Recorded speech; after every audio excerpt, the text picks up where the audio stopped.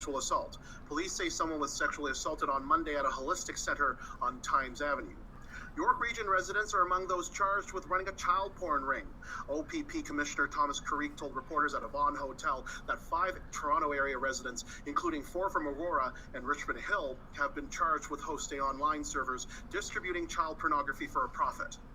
Plans for a GTA West corridor have been reactivated by the province. The current PC government has introduced legislation in Queen's Park to resume the EA process, which is expected to be submitted before 2023.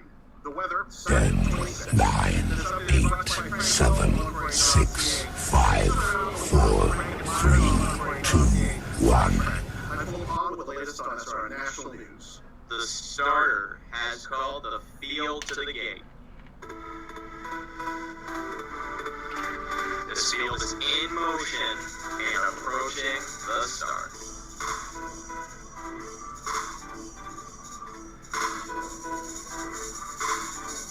And they're off.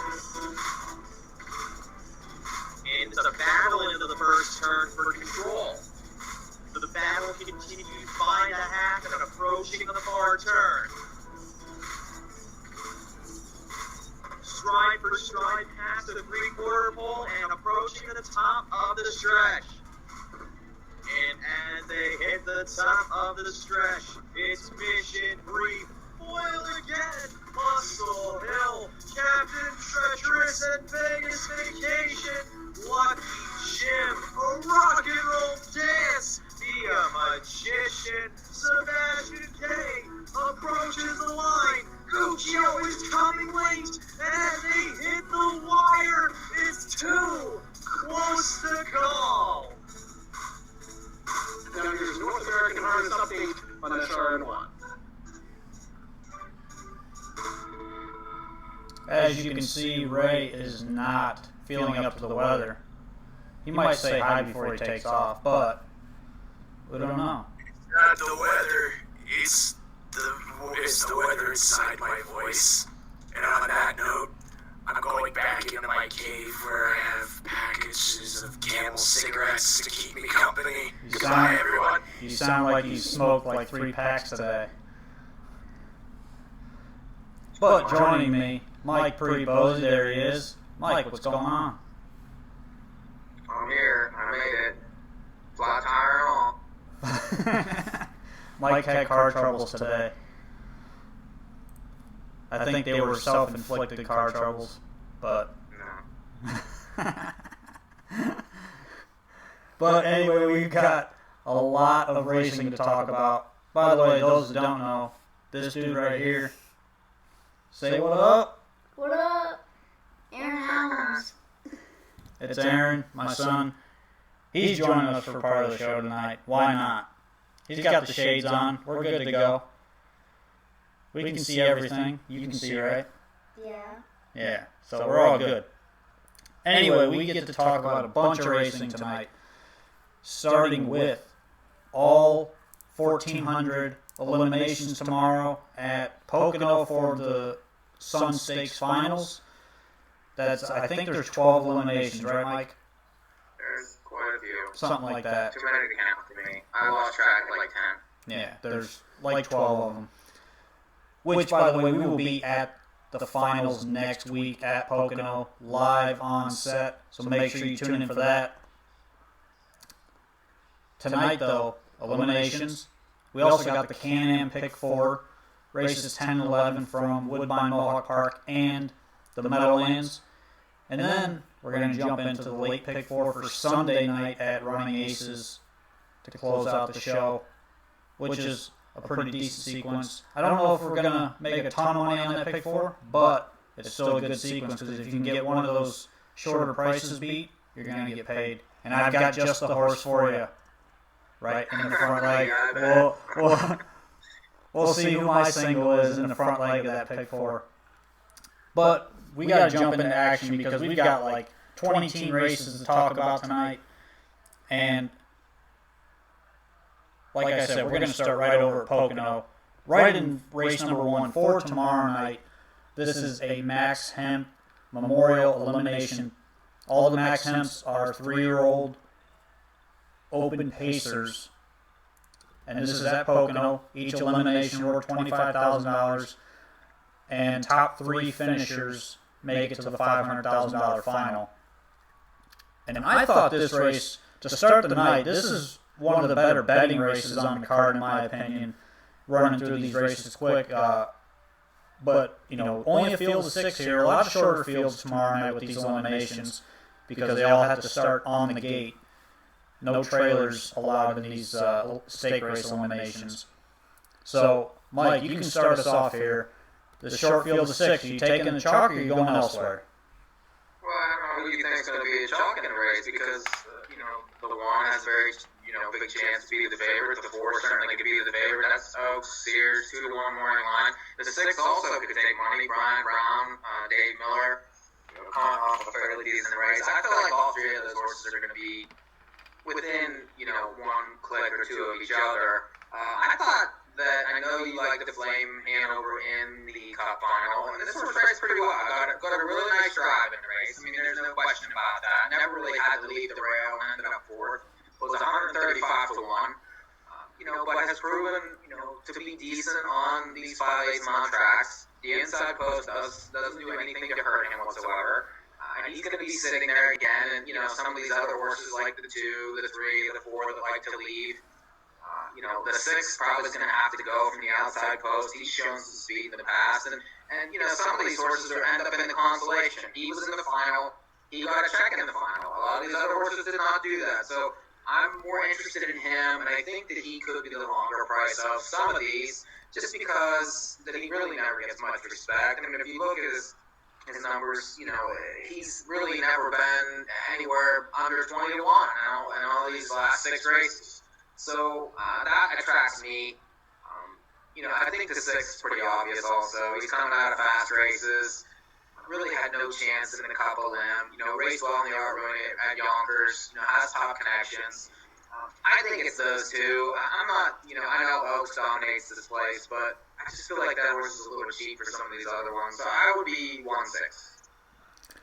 We're kind of on the same page here. A Flame Hanover, I'm not jumping off ship now. 135 to 1 last week. He gets a softer group here.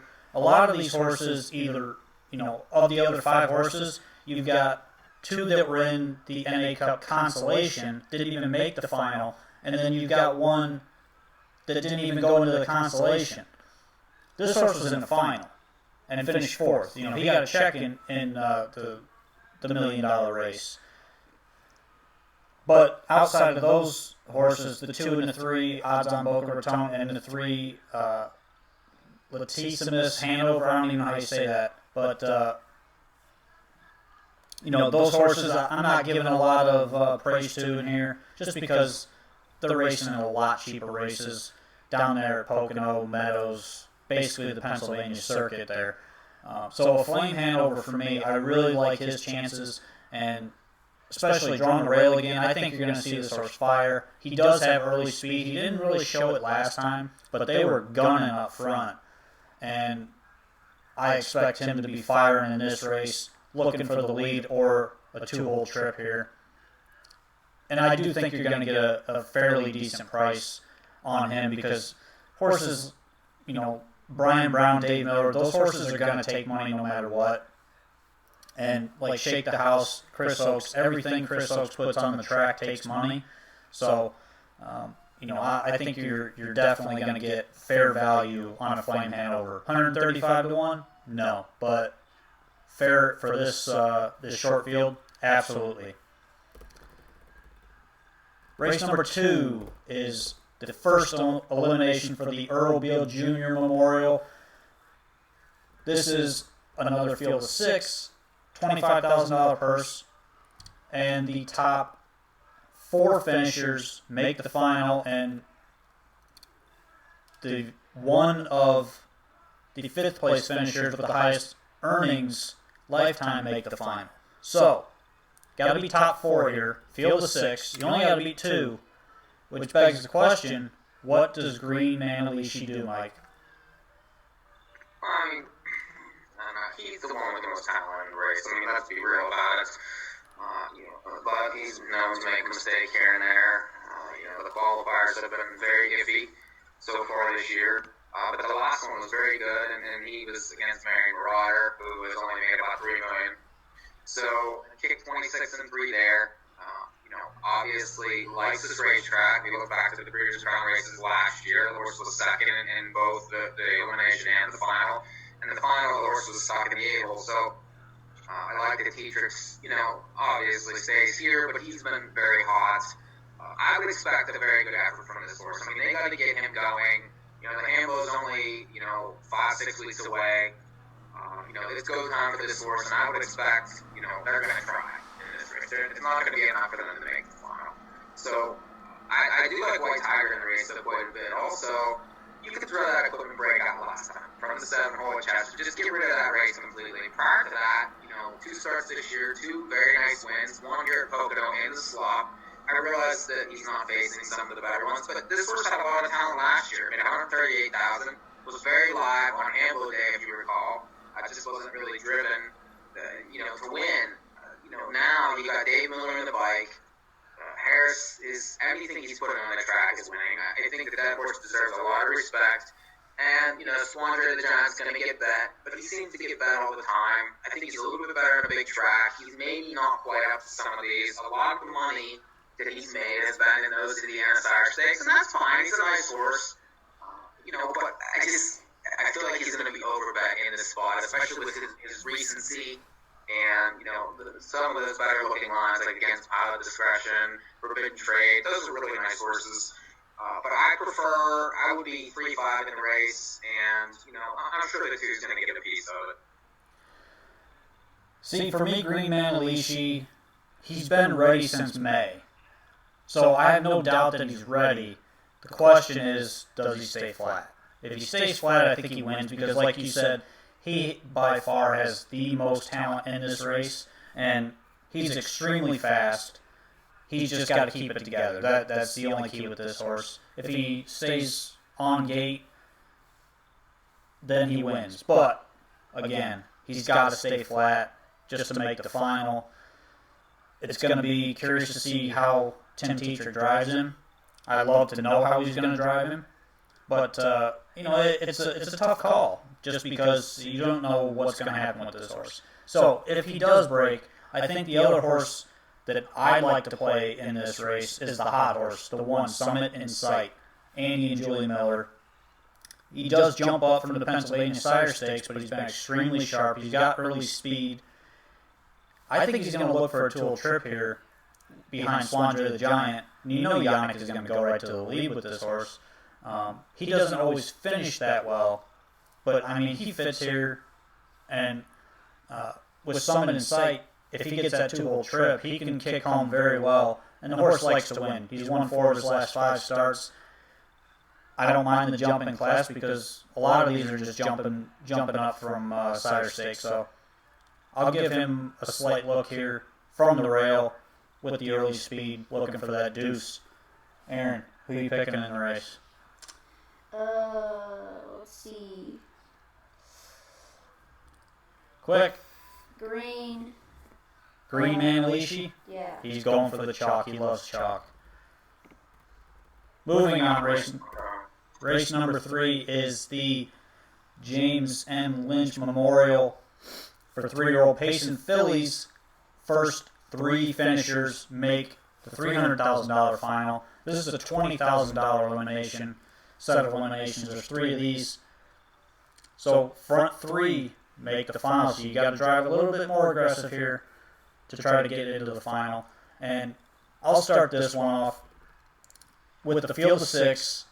You've got who's likely going to be the favorite, the 2 Philly Hanover, off of a very, very good win at the Meadows in Pennsylvania Sire Stakes action last time.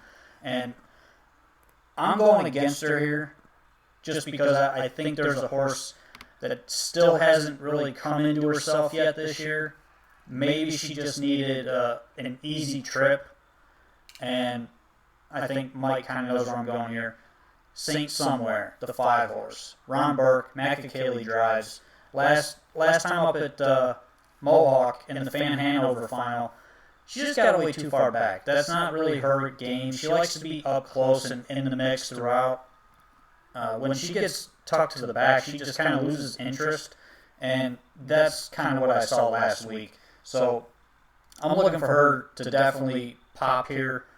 She doesn't have a ton of gate speed, which is kind of a negative at Pocono, but I do think that there's enough early speed in this race between the 2 Filly Hanover and the 3 Tall Drink Hanover that they're going to mix it up a little bit early on. And the race could set up for a horse like St. Somewhere at a decent price. I don't think 7-2 is fair morning line. You're probably going to get closer to like 6-1 on this horse. I would think anyways, just because of the 2 and the 3, they're going to take all the money showing 49 and change miles.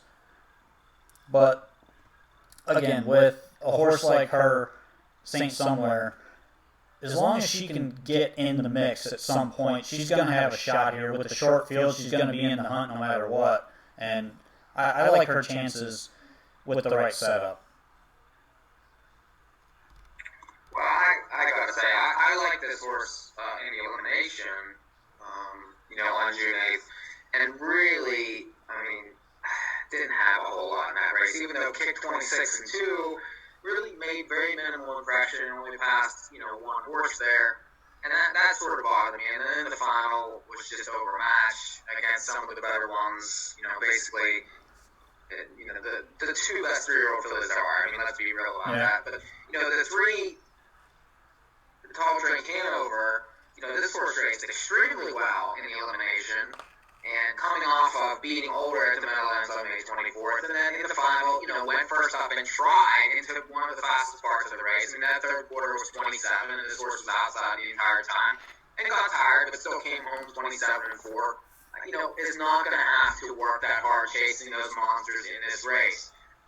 Most likely is going to end up, either in the deuce or first up against Filly Hanover, who could bounce coming off that 49 and 2 at the Meadows. That is an extremely fast race for the Meadows. I could see this horse, regressing off that. Now, she's 4 for 5 this year. She's won 90,000. She's obviously getting better with every start. She's got extra done. She's probably driving better than anybody around right now. However, I feel like that you could take advantage a little bit of the price in the 3 horse, and hopefully get maybe 5-2-ish. And I think that that's value in the race. I'm not crazy about St. Somewhere. She's going to have to show me something, especially off those last 2 races. I feel like, it's 3-2, and that's where I am with it. It's not very, very clever, but that's just what I see. Mike loves chalk as well. Race number 4 is another elimination. Again, this is for tomorrow at Pocono for the Sun Stakes eliminations. So race number 4, Max Hemp elimination. Again, top 3 finishers make the final. 3-year-old Payson Colts. Another short field of 6 here. And you got Proof, who obviously is going to be one of the favorites here. Major Deception off a big-time win at the Meadowlands last time. And Lions Nighthawk, who can kick home as well as any horse in the country when he's right. How do you separate these, Mike? Proof made a lot of money last year. He made $430,000. That's a lot. And, this year so far, best races that have come into the Meadows, was 3rd at Captain Crunch in that PA Sire stake on a sloppy track. He kicked 26 and 2 in that race. That's, flying home on a sloppy track. Really hard to look past it here because, if you're looking at it, a lot of these horses can't win numbers of 4. So, again, you got short fields with big favorites. The 5 is interesting to me. They tried the North American Cup with them, parked every step basically, and just got tired late. Prior to that, was winning PA Sire Stakes here. Does well over this racetrack. Gets Sears now. Those look like the 2 to me. The 6 can't win numbers at 3 at Philly. The 4 is struggling in numbers at 4 at Pocono. The 1 just barely got up to win numbers at 4 at the Meadowlands. With a perfect setup. How are you going to beat the 3 and the 6 or 3 and the 5 in the race? I just, I kind of agree with you. I don't think the 3 is really beatable in this race, to be honest with you. he just looks better than these horses. Like you mentioned with the money earned last year, he's getting close to $500,000 in career earnings. He's only got 4 starts this year. He's fresh. He's ready to go. Coming off a very good win where he pulled first over. And mind you, look at that second quarter speed. They went 28-2 on the clock. This horse came his second quarter in 27 flat. So, he's got a huge motor in him. He just has to get close. That's all. And, that break 2 starts back, I wouldn't worry too much about that. I think this horse is good to go. Brian Brown's going to have him right and ready for this race. Looking to go for the big money next week. Atlanta just won again. Easy. 50-4. Jeez. Monster. And like he sat her like second over. He didn't even go to the front with her. He just sat there. She's extremely good. I'd give her that. So now she looks unbeatable. Yeah. So I'm on proof there. I have nothing clever in that race. It looks chalk to me. We're going to move right past it. Race number 5 tomorrow at Pocono. This is another elimination of the James Lynch Memorial 3-year-old Payson fillies. And here, another field of 6. Short field, but this is a pretty good race. This is a good matchup here, I think, between 3 horses, in my opinion. Starting from the outside in, the 4 Zero Tolerance. She's been extremely dominant in New York Sire Stakes action. She jumps back up to where, she's beaten these before, so there's no question that she's good enough. Made a ton of money last year. She's already over $100,000 this year. Very, very nice filly, and she's got a huge turn of foot on her when she gets her own way. If she gets a nice setup, I mean, she can flip these things and turn them inside out in 3 steps. So she's a must-use. The 3 odds-on St. Lucie. Big win in the Pennsylvania Sire Stakes last week, and one that you just can't leave off. That was the first start of the year after 3 qualifiers. Dexter Dunn stays on the drive for Tony Alagna, and off of that win, I mean, did get a nice setup there, but that was also the first start of the year. This horse is going to be better second time off the shelf, especially off of a 7-month layoff. So nothing to discourage me there, being second start back. And then the 1, Blue Ivy, Tim Tetrick jumps on here.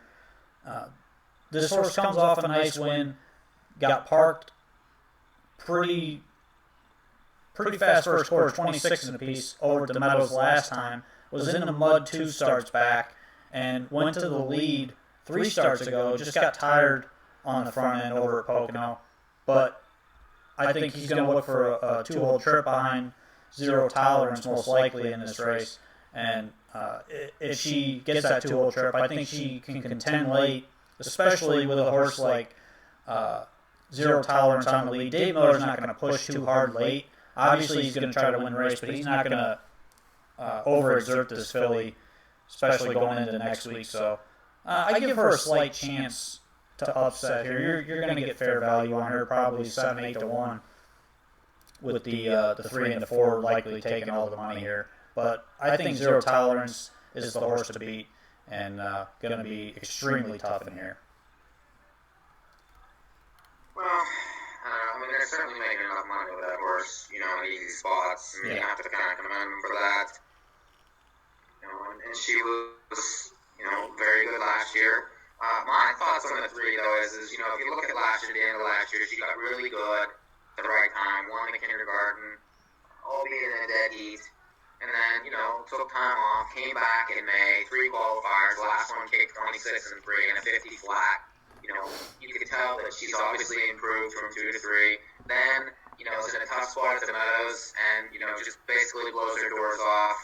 You got done, top connections here. And, you're going to get a test now for the 4 in this race. There's not going to be any 10-length romps. There's not going to be any, 5-horse fields, that with full of, horses that really have no business being around. this horse is going to challenge, I think, the 4 here, and you're going to get a better price on the 3 than the 4. So, depending on, what the board says, I would be interested in 3 at 2 to 1 or better. I mean, if you're going to, now's the time, because when she does, beat the 4 up here, the price is gone next week. So, I would be in on the 3 and be, less interested in anything else in the race. I don't disagree with you there. You definitely have to watch the board here. And one thing that should be noted, the 3 is 6 for 11 lifetime in the win category, so she does like to win. And she's won 3 in a row, minimum, dating back to last season. So we finally skip a race here. Race number 6 is an overnight race, but it's a full field, so make sure you play that race. Full field of 9 there. Race number 7 is another Max Temp Memorial elimination. This is for the 3-year-old Colt Pacers. And here, not a field of 6, a field of 7. Mike, you start us off here. What do you like and why? Well, this is one of the better races, I think, so far of the ones we looked at. I mean, doesn't have really a lot of obvious horses in here. You got the 3 Captain Victorias who, Ray liked in a Cup final that had an absolute perfect trip and was second out returning for home and then disappeared. Now gets Lasix for Burke, gets a perfect draw, gets in against horses that aren't as good as what he faced last time. 2 back in that elimination. It did get a half-decent trip, but kicked 26 to be second, in a very quick time. So, yes, the one's going to take money off 2 blowouts at Harrington. I really could care less. A lot of these horses are conditioned horses. The horse that's also very interesting in the race is the 5 Hurricane Emperor, who has a ton of early speed and is capable of, getting the front and, making things very interesting in the race. I mean, this horse also made the Cup final and basically had absolutely no shot from the 9-hole. Just completely tossed that race out. And prior to that, raced well enough and, against Better's Wish and, on the front end in that spot. This horse is going to be on the front end again. I could very much see him on the lead early, and I'm going to have to catch him, especially with, the one, probably pressing, but I would imagine wouldn't mind a 2-hole trip in the race. If the 5 gets any kind of setup up front, I think he's very dangerous. So I would be 3 and 5 in here. I think they're the 2, obviously the ones coming out of the best race. And, there's enough here. Maybe a little 7 coming out of that 25 and 4 kicker last time. And, those are their older horses at the Meadowlands. Prior to that was, that Sun Beach race wasn't horrible. The horse was against it there, against Century Fair, who won wire to wire there. So those would be the 3 for me there, 3, 5, 7. Yeah, we're not too far off. The wild card in the race is the 4, Escape to the Beach. George Napolitano Jr. drives, and we know Georgie is a fireball. He's probably the best gate driver in the world, in my opinion anyway. He can get one to go off the car better than anybody, and he's going to fire with this horse. Coming in off a very nice win, a dominating win, I might add, in the slop, 150-1. And I happened to watch that race that night, and this horse had a ton left. He never even asked him to go. That's why he's back up on this horse. He drove him extremely well on the lead last time. Perfect rating. And if he goes back to that type of mile, he's going to be tough, especially if he makes the front. Or even if he gets a 2-hole. The 2-hole's not a bad spot either, sitting behind Hurricane Emperor. Because that horse, like you mentioned, Mike, that horse can absolutely fly off the car when he wants to. So, a lot like his sire, Hurricane King Cole, who I think still has the fastest first quarter ever on a mile track. He went 24-4 one time at the Meadowlands, I believe. I don't keep track of those things, but I do remember that horse being very fast early. I know that that's correct. If you remember, what year was it? I don't remember what year it was. It was probably about 10 years ago. The 8 races make it kind of different because I've seen other horses shade 25 going through the straightaway. Yeah, that doesn't count. I go 25 and change on with an eighth of a straightaway. But Anyways, back to the Hurricane King Cole. He actually went to the 3/4 of 118-4 one day. I think it was on Hamiltonian Day at the Meadowlands a few years back. And this horse reminds me a lot of him, where he can really get it off the car if he needs to.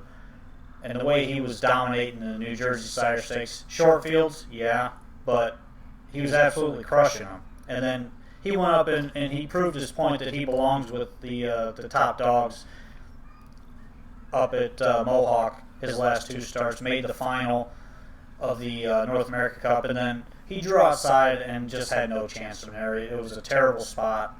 You can toss that race out. And but anyways, Escape to the Beach, I think he's the horse that might be able to get the 2-hole trip here, and look for the late pop to go by him at a decent price. Because I think a lot of people are going to look at what you said as well, Mike, with the 3 and the 5. They're going to bet the speed, and then they're going to bet that 49 mile that we saw in the elimination from Captain Victorious plus the Lasix. So we'll see. I'm going to take the value on the 4, Escape to the Beach, and try to beat the chalk there. Race number 8, Ben Franklin elimination. This is a new one. We haven't talked about this one yet. This is the top 4 finishers. This is the free-for-all pace. And here you got a field of 8. Extremely good field. And I mean a very, very good field. A lot of these horses coming out of the Golden Receiver at the Meadowlands last time. Some horses just racing in straight opens. How do you see this race, Mike? And with the bigger field for this elimination, and you got to be top 4, how do you see? Well, I mean, it all depends on how good Western Fame is off the qualifier. I mean, Source dominated the Levy, all winter long, and then, has gone away. Now, the last 2 qualifiers are solid. And, that 48, you see a 48-3 qualifier at the Meadowlands. I mean, that's, a bit ridiculous. But, obviously he's ready, and he's the best small track horse that there is. He's better than McWicked, he's better than some of these other. I think he's better on the smaller track than a lot of these other horses are. So he has a huge advantage. He draws well, but they're not going for the big money here. So, Highlighter is as sharp as anything, but I feel like that he's, even though he won a Pocono 2 back, more of a Meadowlands horse than anything else. Yeah. So, you're going to get, and,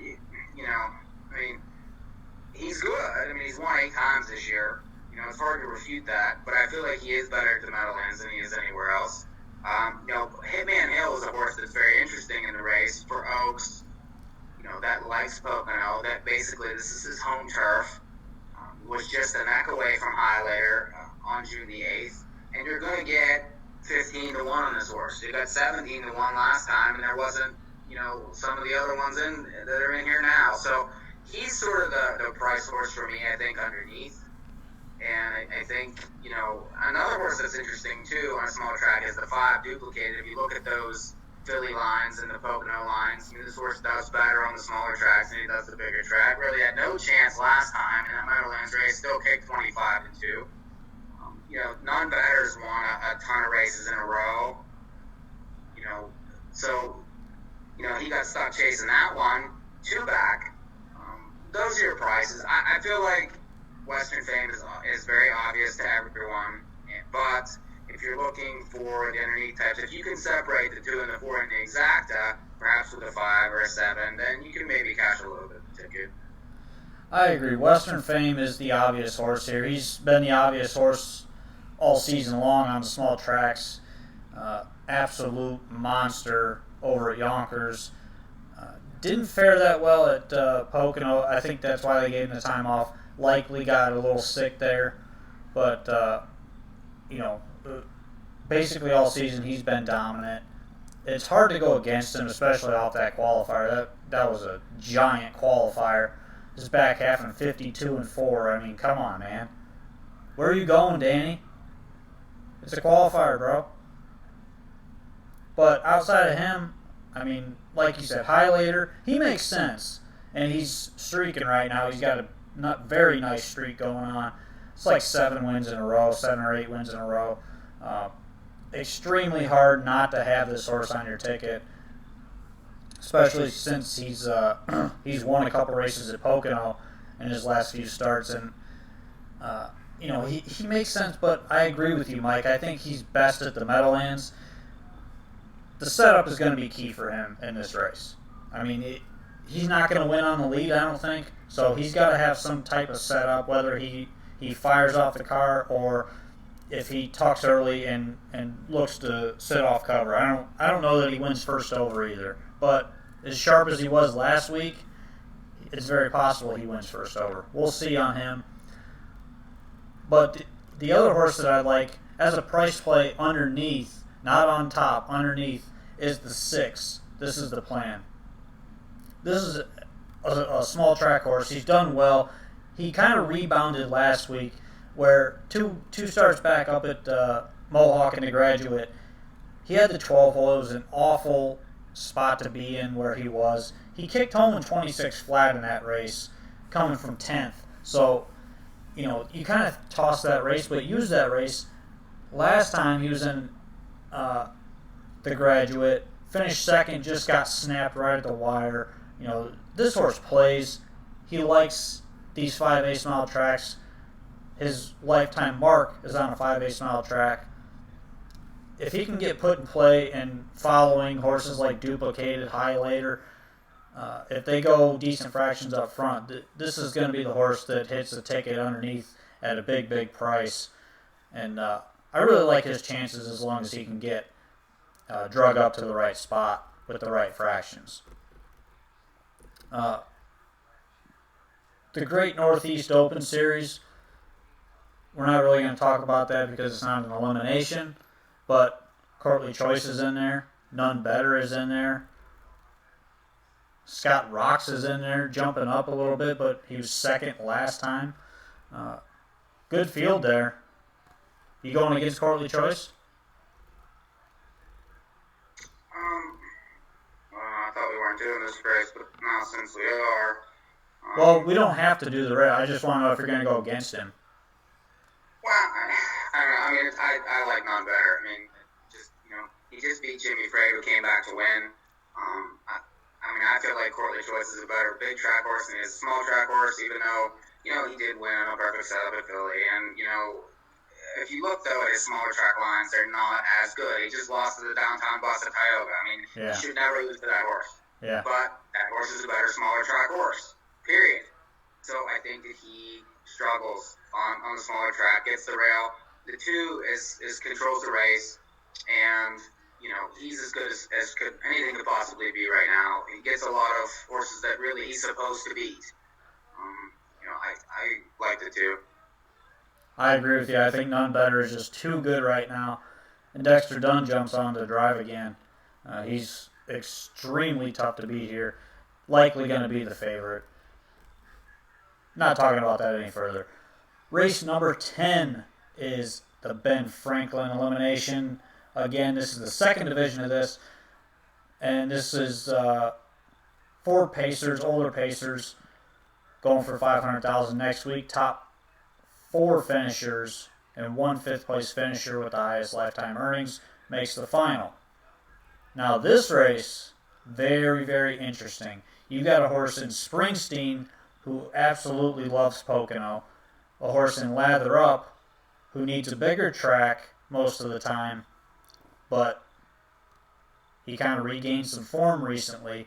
Make Wicked, who was not nearly as good off the month layoff. Very wide open race here, but I'm going to give you my pick. And Mike, do you know where I'm going here? Max Jackpot. Max Jackpot. One time. We're going back to Max Jackpot. This is his setup right here. This horse is going to sit off the pace early. Watch a horse like Lather Up mix it up with Mick Wicked, who really was not that good last week up at Mohawk off that layoff. Obviously, this horse does well at Pocono. We all know that. He won the Breeders' Crown. He dominated the Breeders' Crown, I should say, back in October. And he's a horse you got to play. But I think he's going to get caught up early where, he doesn't leave a ton, but he can pull first over very early. And Lather Up, I don't think he's letting him go. Montreal Teague with the inside draw is going to be firing with this horse as long as he's flat. Lather Up does tend to make breaks. So I'm going for the setup horse here. Max Jackpot. Now he's got to have everything his way here, but I think he gets it because Dorsaduro Hanover is a horse that is going to pull no matter what. And, I think it's a perfect second over spot here. He makes sense, especially as great value when you look at the inside horses here, Lather Up, McWicked, Dorsaduro. This could get ugly early, and even Springsteen can step off the car a little bit. But it could get a little bit ugly early, and Max Jackpot could be the beneficiary of that setup here. So I'm taking some value, trying to beat the chalk and McWicked. I doubt you're going my way, Mike. No, because that horse is 6 to 1 morning long, and you can add a 0 after that. He's probably going to be closer to 60 than he is to 6. No, this horse is better on the big track. Remember that. Well, but it's not that much bigger. I mean, It's one less turn. Pocono plays like a half anyway, but I don't know. I think that there's horses that like this racetrack more than most, and that starts with the 4, Dorsaduro Hanover, who won the Breeders' Crown here last year on this racetrack and looked like a freak doing it. It's had terrible setups, that raced well at Flamborough well enough, and then, no chance at Woodbine, no chance at Tioga. I would expect a better try here. I mean, this horse won $1.2 million last year. McWicked is going to be sub-even money again.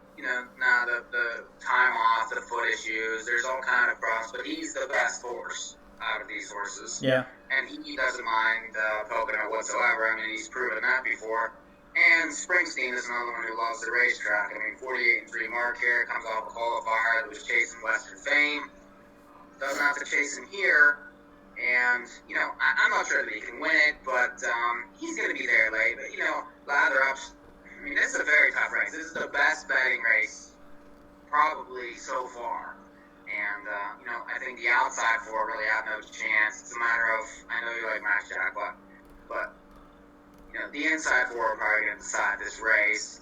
And like you said, if Lather Up doesn't let them go, it sets up for the 1. It might set up for the 4 first up. So I prefer those 2. I don't mind the 4 as another value player because we've talked about him a few different times this year, being that small track horse that does well, especially at Pocono. He does love Pocono, so I don't mind Dorsaduro. If you can get the right price on him, definite play and a must play. Race number 11 is a James M. Lynch Memorial elimination, 3-year-old filly pacers, and this is top 3 finishers returning.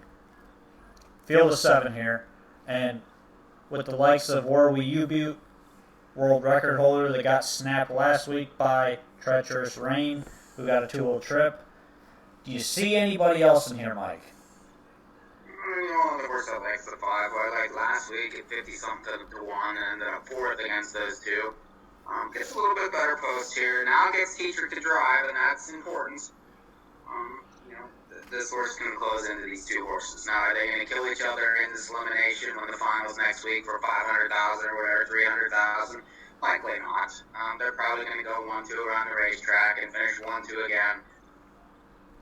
The only other horse is the 5, and if it gets crazy or he decides he's going to be aggressive with her because it's an elimination, then she might have a chance to beat them. I mean, she's going to be, I would say, 10 to 1-ish in here because, who else are you going to take? The 4, the 6. I mean, they're just not the same as these other ones that are going 3 or 4 or 5 seconds faster. So there's really nobody in the race. You just probably watch it to try to set up trips for the final. Yeah, I agree. It's tough to find value in this particular race just because, between those 3 horses, the 1, 3, and 5, Warwi U-Butte, she's a horse that does the same thing every single week. She tucks early. and then she gets too wound up in the second quarter and makes her first over brush to the lead. And, I mean, she's going to do that again. It's pretty obvious that's what she's going to do. The 3 treacherous rain has early speed, is likely going to be on the point. Just a tough one not to have. There's no value. And then the 5, Stonebridge Soul, who raced very well. Like you said, 50-something to 1 last time. Who you had. By the way, we were on the right long shots all night long last Saturday at Mohawk. All the big races, we had the right long shots to hit the ticket somewhere. You had this one. Yeah, I mean, we didn't have a lot of prices, that were all around it. I mean, I had a good night that night, for sure. My $9 pick 4 ticket ended up hitting for $40 or something, which was outstanding. You get 4 to 1. Yeah, outstanding payoff for what came in. But this race is pretty chalky. I don't see anything else getting there with any type of perfect setup or anything like that. So tough to go against any of those 3, and likely it's going to be one of the 3 winning this race. Moving on, race number 12, Earl Beal Memorial Elimination 3-year-old trotters. Here, a short field of 6, and this race features Green Shoe, who is right now the likely favorite for the Hamiltonian, which, by the way, the future pool is 2 weeks away. This is future pool number 3 for the Hamiltonian. You can play that on your ADW or at the Meadowlands. Make sure you get a bet in on somebody. If you're getting any kind of value, get a bet in on a horse that you like there. But this race features Green Shoe, who is the current Hamiltonian favorite on the road to the Hamiltonian. Also, Osterk, I'm not sure how you say it. Is that how you say that? Osterch? Osterch? Ostrich. Oscar, I would say. Yeah. Ostrich. Ostrich. There we go. The I animal. don't think it's ostrich. It's It could be, llama. though. It's llama. All right. But outside of that, I mean, this race is Green Shoe all the way. 152 qualifier at Pocono last week, and he never even asked him to go. This horse has a ton of speed, extremely fast horse. I don't see anybody being close to him in this race. That's all I have for here. Anything clever. If you want to try to get a price underneath, the 1 is Swanstead, 3rd star back. Raced well in the first two races. He has a tendency to upset in these type of races. Yeah. So he would be sort of interesting to me because he's going to try. I mean, that's the thing about him. At least he tries. Yeah. The 3 gets extra done. I mean, that's another one I could get. The 4's made a break on the track, 2 back, even though it was a sloppy track there. So I'd be leery of that one. Yeah, there's nothing clever here. Green Shoe going to be probably 1 to 9 in this race and offering 0 value at all. Moving on. That's it. That's all for the elimination. That's all we have for eliminations. That's awesome. It only took us 51 minutes to get through them all. Yeah. That's a lot of eliminations. 11 or 12 of them. I mean, it's tough to... I'm more interested in watching those races to try to set myself up for whenever I'm standing there for the finals when you have full gates and you have everybody trying for the real money and stuff like that. So that's really more what I'm looking for. Maybe not necessarily trying to, if you see value, watch the board. I mean, it might be there. And there are eliminations that get upset all the time. You have horses coming off big races that can falter the next time, too. That's another thing, So. Yeah. Eliminations, a lot of times you just have to watch those eliminations, look for that value for the finals, or even the consolations. You got to find that value somewhere to play, because a lot of these eliminations, usually pan out as favorites because they split the good ones up. So,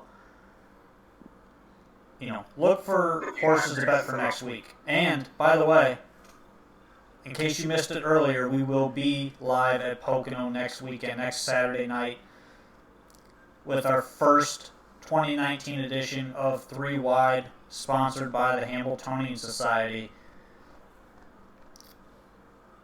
which this is the Beale Memorial is a prep for the Hambletonian $500,000 prep. Must be, $500,000 prep race for a race that's another, 5 weeks away? Yeah, not too bad. Yeah. So They're going to give away some money that night, for sure. Oh, They yeah. always do. But we do, before we jump into anything else, I did want to announce our schedule for the 3 Wide Tour for this season. And I mentioned before, we're going to Pocono next Saturday. That's the first edition of 3 Wide for 2019. We'll be live. All three of us will be there, Ray, Mike, and I. Just like we were at the Breeders' Crown. Very similar setup. Changing things up just a touch this year. So you'll see a little bit of a different perspective here. But after that, we go to the Meadowlands Pace on July 13th. We'll be live there. That one's sponsored by the Meadowlands. The following week, the Dan Patch Final at Running Aces, July 21st. That's a Sunday night. And by the way, we're working on setting up, if you are in Minnesota, make sure you come out the night before as well. We're going to talk about what it's like to own a racehorse and how to get involved doing that as well. So show up for that. We're going to have some fun with that. A little short, half-hour long thing we're going to do and teach you a little bit and have some fun. And after that, we'll go bet some horses. That's July 20th and 21st at Running Aces. August 3rd, Hambletonian Day at the Meadowlands. We're going to be there for that. August 9th, we are going to Hoosier Park for the Dan Patch Stake. You forgot about the Hambo. No, I just said the Hambo. Oh, I missed that. Yeah. August 3rd. And then August 9th, we go to Hoosier Park for the Dan Patch Stake. August 17th. That's 3 weeks in a row, people. 3 weeks on the road. We're going to the Zweig Championships at Vernon Downs. That's the third and final show in August. We'll take a week off after that. And then September 14th, Night of Champions at Running Aces, which was a great time last year. Kenter Penning from Harness Racing Replays will be joining us for that show, along with Darren Gagne, track announcer at Running Aces. September 19th, just 5 days later. Where are we going to be, Mike? I don't know. The Little Brown Jug. Oh, I forgot. Yeah, the Jug Day. Bang, bang. I went down last year for Jug Day, got you guys a little backstretch info, talked to Jason Settlemore, talked to Amy Holler, Brian Brown. We had a bunch of people on the show it wasn't even a show, it was just me going live on Facebook. It was fun. We had a lot of fun with that. But we will be doing a show at the Little Brown Jug this year. Haven't decided where we're going to be at. We might just be back where the party's at, watching the races on the backside. We'll see. And then our final shows for the season are going to be at the Breeders' Crown Finals, Woodbine Mohawk Park, October 25th and 26th. 2 nights. We're going to be up there for that. That's going to be a great time. If you haven't been to Woodbine Mohawk Park yet, the new facility, that's the night to go. Wouldn't you say so, Mike? It's really cool. I love it there. But for now, Great. that's our schedule for the season. We've also got... That's a lot more shows than I knew we were doing. That's 9 I'm total. on a team. 9 total. That's a lot. 9 shows this season on the road. Remote shows. But you know what? We have fun when we do these shows on the road. We get a lot of views, a lot of people watching our shows, looking for some info at the track as well. So We usually do pretty well on those days too. we do. We made quite a bit of money last season, especially Hambo Day. I was on fire on Hambo Day. I think I picked like the first 7 winners, and then I think you took over and picked the next few, and then Ray picked a few. I mean, it was a really good day that day. For sure. We had a lot of good days, though. I mean, I had the horse of the night too, and didn't get the trick. Got parked a mile. That McNair horse, Prussian Beauty, at the Breeders' Crown last season at Pocono. We gave out this wide final winner, Metz Hall. Even Nothing though was better than Percy Blue Chip, though, 50 to 1. yeah, we did. We gave that one out live on the air too. That was a good one. That's by far my favorite. I Uh, actually bet the horse. Too. And then I'm trying to think. See, the new races that we didn't do last year that we're doing this year are next week at Pocono for the Sun Stakes finals. Meadowlands Pace we didn't do last year, but we were asked to do this year. The Dan Patch over at Hoosier Park. That's going to be a really fun night. We got a lot of stuff getting planned for that. That's a must-see show there. Little Brown Jug we didn't do last year. I was there for the Jug last year, but we didn't do a show. So I think this year you're going to see a lot. That's going to be a very different show. By the way, that show will hopefully be broadcast on betptc.com as well. Which, if you haven't signed up there, best rebates in the industry, go sign up. Just do it. You might as well. It's a smart thing to do if you like money. But we're going to be right back with more North American Harness Update right after this.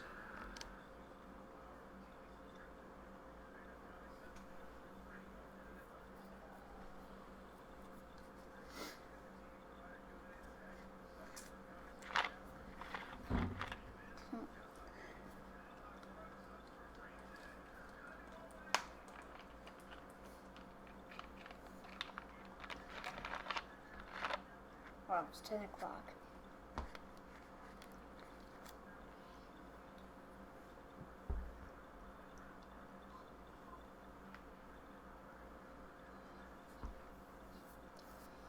Yeah, you need to go to bed. Because we got to get up early. Punk.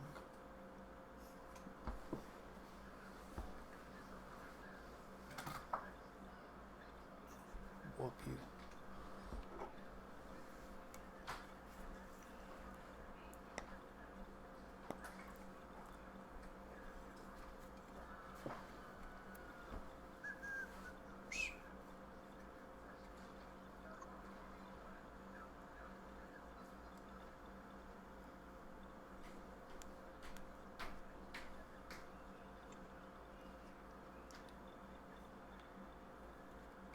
Little cold triple at Woodbine.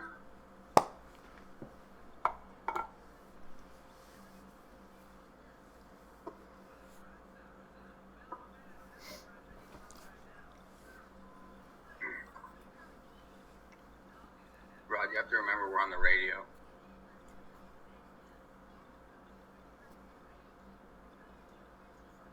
Can you hear me?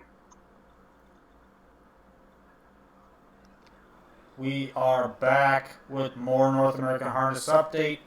I am your host, Rod Allens Jr., joined by Mike Pervosi right there, wearing his gray hat that says nothing probably.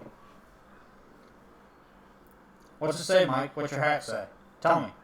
Oh, my hat, it's Breeders' Cup 2018 Churchill Downs. That's thoroughbreds. We don't care. I do. We don't. Racing. Aaron Allen's jumped off the show. He was on the whole first hour with us, having some fun. He got bored, apparently. No, it's past his bedtime. Oh, it's bedtime? But we're about to jump into a very good wager, a wager that we like to do on this show, inspired by yours truly, that nobody will admit to. The Can-Am Pick 4, Woodbine Mohawk Park, races 10 and 11, Meadowlands, races 10 and 11. The sequence goes Mohawk, race 10, Meadowlands, race 10, Mohawk, race 11, Meadowlands, race 11. If you pull up a program on woodbine.com, you will see that the sequence is at the end of the program pages. All 4 races for the Can-Am are in that program. So, we've got tickets for you. We've got 7 minutes, about 10 minutes until race number 9. So we've got a little bit of time here, about a half hour until first asking of this Can-Am Pick 4. And if you don't know the bet, 20-cent minimum. It's a Pick 4 bet. There's no guarantee matched on it, but it's been averaging right around 50,000, I'd say, Mike. Or at least 50, 60,000 every week. It's been paying good. It paid good last week. It's all varies. Where the prices come, but it's been worth playing more than not. Let's put it that way. There were about 2 nights out of the time that it didn't pay all that good because it was favorites, but beyond that, it's been decent. I play every week because I like both tracks and I like the bet, so I'm supporting the bet. Everyone should support the bet. Agreed. Because I want to keep doing it. Agreed. Me too. Just another thing I can prove. But starts in race number 10 at Woodbine Mohawk Park. Leg number 1 of the Can-Am Pick 4. This race, I'm trying to find the condition here. I scrolled right past it. The one's out of the first leg, I think. The one's out? Yes, the one is out of race number 10, leg number 1 here at Woodbine Mohawk Park. This is the Philly Mare Preferred for $30,000. Full field of 10 here. And Mike, start us off. You're the Mohawk guru that we've got here at NAHU. Tell us what you like and why. Okay, so first off, this is written as a preferred for Philly Mares, but honestly, it's really not, preferred types necessarily. It's more a lot of, that level below it. If you really want to be truthful of it. But they wrote the race to get everybody in and get a big field, and that's fine. And I think it's still a good race. However, you don't see your typical preferred types. Those horses raced last week in the stakes races. So now you're getting sort of that second tier level of horse in this race. Saying that, I went to the 5 Cousin Mary's my top pick, who I've liked for quite a while now, and she's been knocking at the door at the preferred level when she was facing the Sea Swift Joys, who would probably be about 2 to 5 in this race. The Double A Mints, the Alexis Face, who's in this race, and she's another one that you need to use. But on June the 7th, this horse basically pulled first up and crushed, kicked home in 26 and a 50 and 3 mile. She's extremely good right now. Draws perfect, can do it from off the pace, and make that move to the front and dominate just like she did last time. She's a must use, and I think you're still going to get 3 or 4 to 1 in the race because of the other ones that are in here. So Alexis Face is another one to use. They tried the Rose Red with her, no shots. Had an outside post and was stuck chasing Chart and Tequila Monday and Caviar Alley. Who are just way better than these. Prior to that, she won 2 of the numbers for $25,000, which is basically what this level is at this time. She's 2 for 4 this year, and another one that draws well. I would expect her to be the favorite in the race, so I'll use her. American Sarah is another one to use.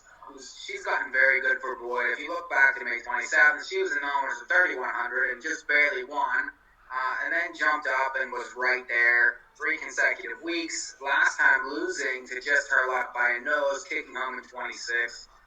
She's a completely different animal right now, and you're going to get a price. The outside post kind of hurts, but she can come from off the pace, and that 26 kicker would serve her very well against these horses. And then the 10, Witch Dolly, she's another one. 10 to 1 morning line. She won't be anywhere close to that. She's probably going to be 5 to 2, 3-1-ish in the race. She is a preferred type mare, won 8 times last year, 160,000. Kicked off cover last time, made up a ton of ground, and really never looked like a loser. Steps up a little, keeps McNair, draws wide to help your price, but 5, 6, 8, 10 to start this big four. We're not too far off here. I'm staying toward the middle, though. The 4, Just Her Luck. I think this is one that you got to use. She kicked home well her last 2 starts. She's really kicking home well every single week. Didn't have to win that race last week with those fractions. They went 57 to the half and then sprinted home. And she kicked home well, out-kicked them on the lead, which was tough to do from that spot, from off the pace. A little bit off the pace anyways. I don't mind the slight step up in class because basically everything in here is stepping up a notch outside of maybe Alexis Faith and Win Sun Glory. But I think this is going to be a nice setup for her. Going to try to get a second over trip with some of the early outside speed in here. I think it's going to be a decent value play as well. 6 for 20 this year. Nothing really to dislike about this one right now. The 5, Cousin Mary, has been razor sharp lately. Jay Harris stays on the drive, coming off a very big win last week.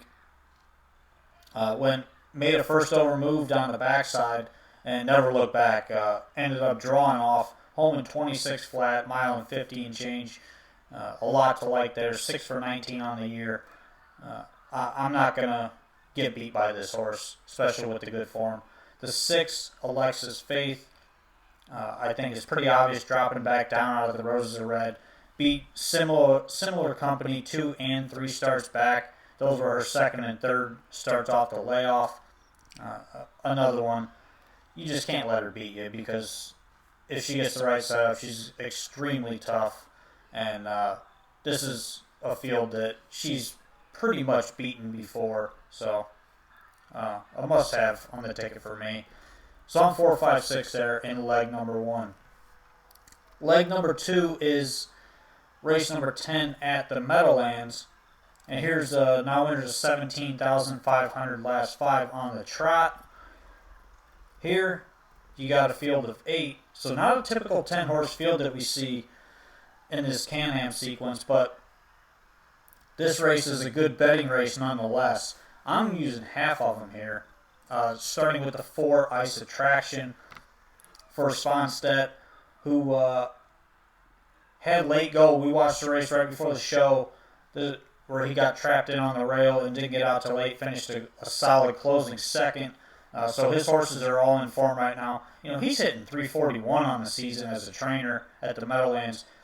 Nothing wrong with this horse, Ice Attraction. He's got back class, and it's his 4th start of the season. So I think you're going to see his best effort start to come forward, or her best effort start to come forward here as she gets a few more starts in. And she likes the big track as well. The 5, 2 a.m. for the Buters. True Meadowlands horse here. When he gets the right setup, he's extremely tough no matter who he's in with. If you remember, it was probably 3 months ago, 2.5, 3 months ago, this horse went off at a price and won at the Meadowlands, won a big race there against similar company. He gets a slight drop in class after coming first over last week. Got tired on the end, finished 5th, but raced very well there. I think a repeat effort like that will have him close once again. And very tough against this field, some of which are struggling. Like the 6, Pappy Go-Go, who hasn't really done, last week, yeah, he was in a Mr. Muscle Man against the top trotters, but, he was just so-so for me. I didn't really care for that effort, but, he's got a ton of speed. He's fast enough. He's been showing some decent lines prior to that last one, getting close but not really getting the job done. If he's the chalk, I'm kind of steering clear of him a little bit, but I still think he's a must-play, especially if he gets the right setup and gets drug into position. And then the 7, Yes Mickey. The key here for me is Dexter Dunn jumps back on, finished second in the preferred two-back, and makes a ton of sense here. I think he's going to take quite a bit of play. He's a true stakes horse, and he's another one that's got some back class response to that. So he's another one must use 4, 5, 6, 7 for me. Yeah, I'm not going to use the 6 and 7. I'm not crazy about the efforts on either one of them. I mean, the 7's 0 for 5 this year. Can he win? Yeah, if he gets back to his former self. And I've never really thought that the 6 was this good. So, yeah, can he get checks at this level? Sure, but he's probably better off at your numbers of 20,000 types and lower. So no thank you to those two. The 2 GL Cruise is a must-use. Meadowlands horse here, used to be probably one of the best trotters around. Now, last 2 years, not great, but he still holds the absolute top class, and he fits, especially from this post. And, if you look 2 back, he got the front and dominated against decent ones. He's very capable whenever he gets his trip, and, Callahan's going to have him moving early. The 4 Ice Attraction is a stakes mare here, third back for Sponstead. He stays there. We know what she's all about. She likes the big track, and I think she's going to be good to go now. I like the fact that they shipped her to Woodbine for that stakes race, and, when she's on her game, she definitely fits against this group. And then the 5, 2 a.m., very consistent this year, 5 for 19, 12 out of 19 in the money, has made cash, likes it here, was first up last time, no shot, now missed a couple weeks. And that's okay, though, for this one. Has raced well off layouts in the past. And, when he's good enough to beat these. So I'm 2, 4, 5 in this race. I don't mind your ticket there. Race number 11, which is leg 3 from Mohawk. Leg 3 of this Can-Am Pick 4. This is now winners of $115,000 life. Optional $35,000 claimers, going for $22,000. Here, we've got another full field, and Mike, you're our Mohawk guy. Start us off. Well, the 3 is extremely obvious. Sand between your toes. She's a top level, stakes mare that's won over $1 million, and just can't quite make it in stakes anymore. But she does fit at this level. I mean, you drop her numbers at 15,000, she just lays over them class-wise. She tried last time pretty hard, got the front numbers at 25,000. That really wasn't the place to be. Got a little tired late, but still kicked in 27 and 2. She's getting the front in this race. They're going to have to catch her in this race, and she's going to take a lot of beating in here. The only other horse I'm going to use is the 6, Hello Love. Comes out of an extremely fast race. They went 50 and 2 last time, and she was right there late against Witch Jolly. Ran into American Sarah 2 back, Clue Street that was sitting on a win 3 back. This horse has some excuses, and Stacy Barn is extremely hot right now. He just won the 8th race here. He's been very good for a couple months now. This horse could get a little lost, especially in this sequence. There's some old class horses in this race, but I feel like if she ends up second or third over, she's going to come flying late. Won 9 times last year. She's got a chance. So I'm 3-6 in there. Sort of on the same page. I'm going a little bit deeper than you. The 3 sand between your toes is obvious here, but she's, like you mentioned, she's not the same horse anymore. So I'm trying to beat her at a short price with the 4 Roll with Sparky. Jody Jameson stays on and put in a very good effort last week. Got beat half a length, finished 3rd, and got a very nice trip there, but never really found a ton of room until late. And, this is a horse that really likes to win. 0 for 7 this year, but 17 wins in 60 lifetime starts. I can't fault. Is she maybe a little bit cheap? Yeah, but I think if she gets the right trip, she can win at a pretty decent price. The 6 Hello Love I also use, and I find hard not to have on the ticket, especially the way she's been racing. A big move, 2 starts back, just got tired late, and then last week got a nice setup and just couldn't get by him against Witch Dolly, who is an open type mare. I really like this horse, and another one that likes to win. Should get a nice setup here and get close late. And then the other one that I use is a price play from the outside, Artistic Madison, the 9 for Osceola, John Drury. They teamed up earlier in the night. I think they won race number 3. This is an old class horse. When she gets on her game, she's as good as anything at Mohawk. Hasn't been extremely good recently, but is showing those signs that she's getting there. I said last week after I watched her race, because she was in the front leg of this Can-Am, that I was going to make sure I had her on my ticket again this week, because she was in a terrible spot last week and just had too much ground to make up. So even from the outside post, I'm using her again, hoping that there's a little bit of speed up front that she can chase and go by late. So I am 3, 4, 6, and 9 there in leg number 3 of the Can-Am Pick 4. Leg number 4 from the Meadowlands is race number 11. This is affiliate mare numbers of $3,500, last 5 starts. Also eligible Trackmaster rating is 77 or less, optional 10,000 claimer. Optional if you have a nose and 4 legs, you can race in here. Full field here. I don't have 4 legs. No, so you're not racing there. So I'm 3 deep here, starting with the 2, Give Me Your Heart for Andy Miller. Finished 4th last week, just got beat. Got a shuffled trip, didn't shake loose until late, and had plenty of late go. This horse has been closing 27 and change most of the time. Fits well here, not much of a winning horse. 1 for 20 this season. But last year was 4 for 35, made $60,000. So, she's not the same type of horse lately, but I think she's got a nice shot to win this race, especially from the inside post and speed inside of her with a Northfield shipper coming in.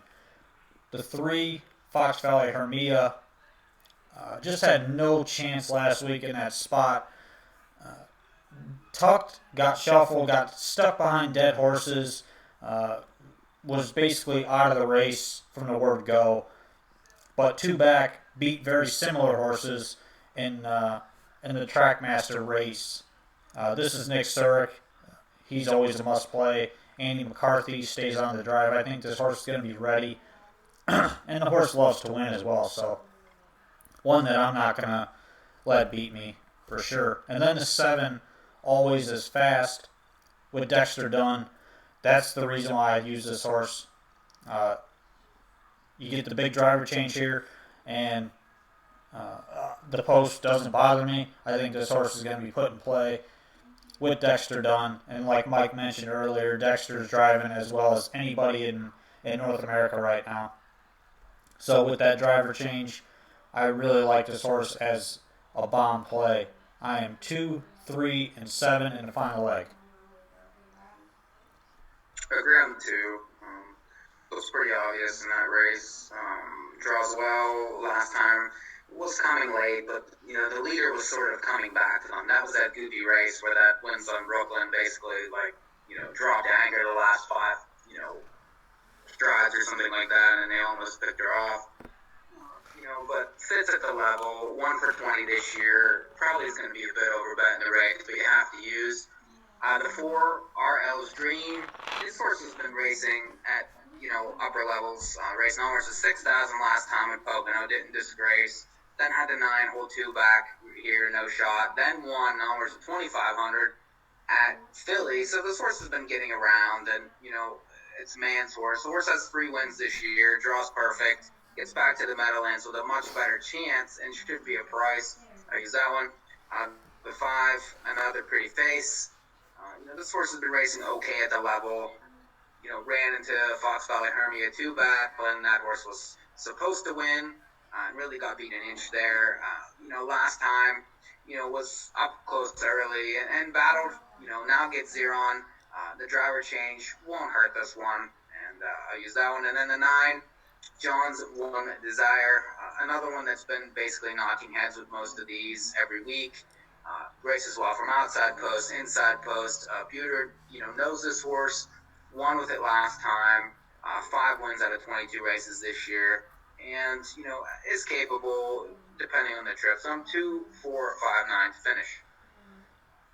My ticket, 20-cent Can-Am Pick 4, goes as follows. 4, 5, 6 with, 4, 5, 6, 7 with, 3, 4, 6, 9 with, 2, 3, 7. It's 28.80, and I might throw on. Who was it? The second leg I didn't have that you had. I have 2, 4, 5 there. The 2, JL Cruz. I might throw on JL Cruz as well. Mike, give us your ticket. My ticket 5, 6, 8, 10 with 2, 4, 5 with 3, 6 with 2, 4, 5, 9. It's 19.20, and I'm putting it in right now. I put my ticket in, and I added JL Cruz for anybody wanting to play a ticket that wants to copy me. Copycats. But Who's copying you? I don't know. Somebody probably will. By the way, we gave out friend of the show, Matt Presto, follows our picks on the website at both Mohawk, Meadowlands, and Running Aces, and he was following up at Western Fair as well. Cashed a nice Pick 4 ticket last weekend for I believe it was $180. He had it twice on. It was on a $12 play for 50 cents. He makes good bets though. Like I like how he plays. He does well. He mimicked my ticket, which was nice because I hit it too. So it was a nice payoff for both of us. Congrats to Matt for hitting it twice, by the way. Bang, bang. But speaking of running aces, that's where we're going next. I don't know if you know this, Mike, but there's a late pick 4 on Sunday. By the way, for the weekend, running aces, Saturday, Sunday they race, and pick 5 carryover in excess of $10,000 now. That's the jackpot pick 5. It's the final 5 races each night. 2 pick 4s each night. Which tomorrow night with 8 races, it is the first 4 races and the last 4 races. Tomorrow night's not a bad card there. Looks pretty decent Especially to me. the last couple races. And then for Sunday night, 9 races on tap. We're going to talk about the final 4 races there before this Can-Am starts. These last 4 races, I think, could be a little bit lucrative if you look at it the right way. I see a little bit of value in one particular horse, but the key, I think, is going to be how things shake out with setups here.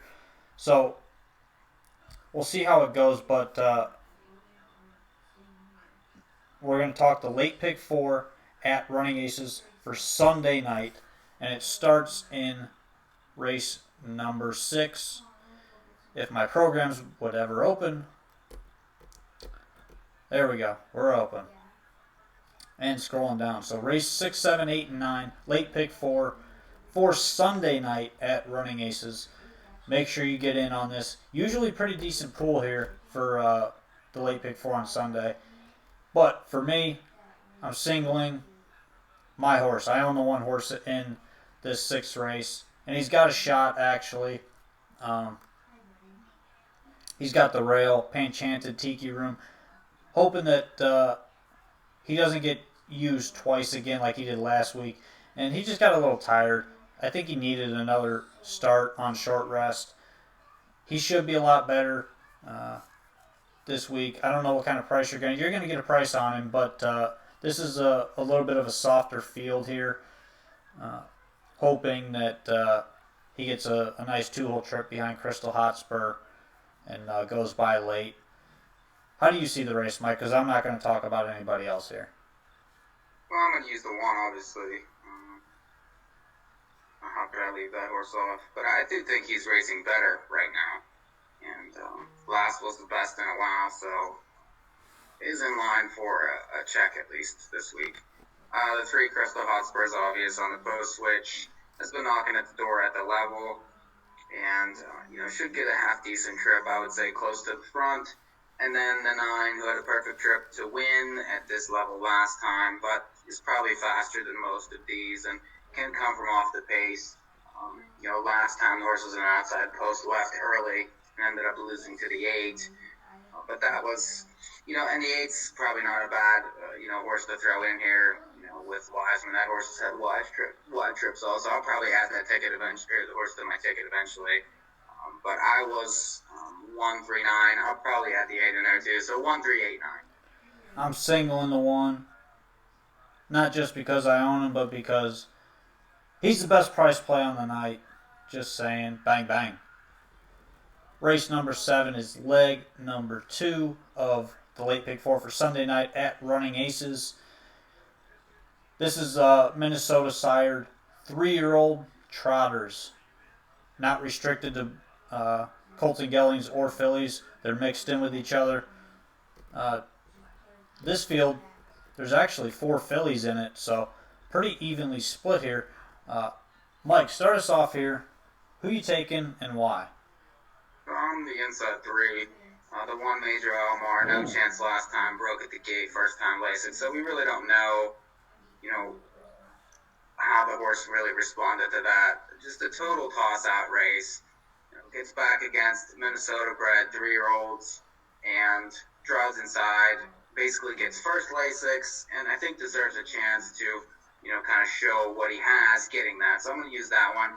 The 2 Almar Humdinger was stuck in that blowout Bourgogne race last time. That horse won by like 16 lengths in there. Prior to that, those Minnesota 3-year-old races were decent. Was second, first off the bench, and then won. This horse finished third in that 55 mile. So, the horse is improving, draws an inside post, and probably will be ignored off that 20-length defeat. But I feel like he's getting better, or she's getting better, and deserves a shot, especially from this post at a price. And then the 3, Dewey's Machine, another one getting second Lasix.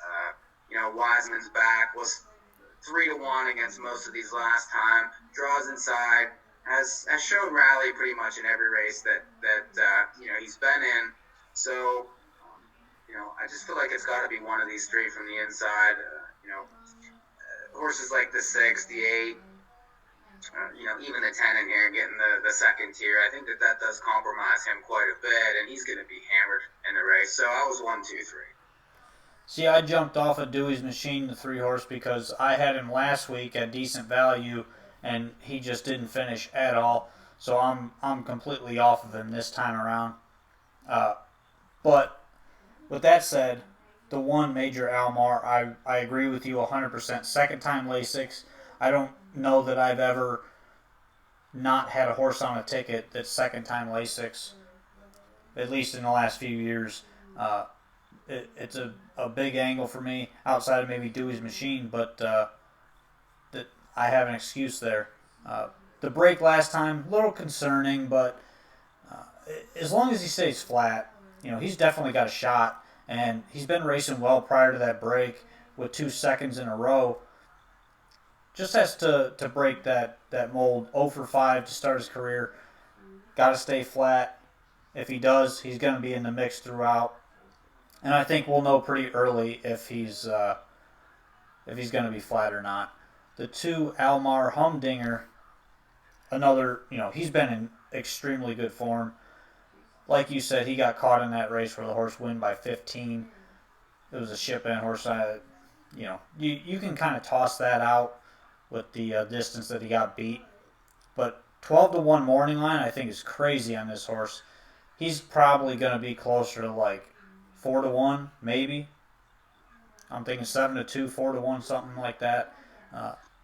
Very good form. 2 of his last 4, or he's got a win, a second, and a third his last 3 starts, and won his qualifier before that.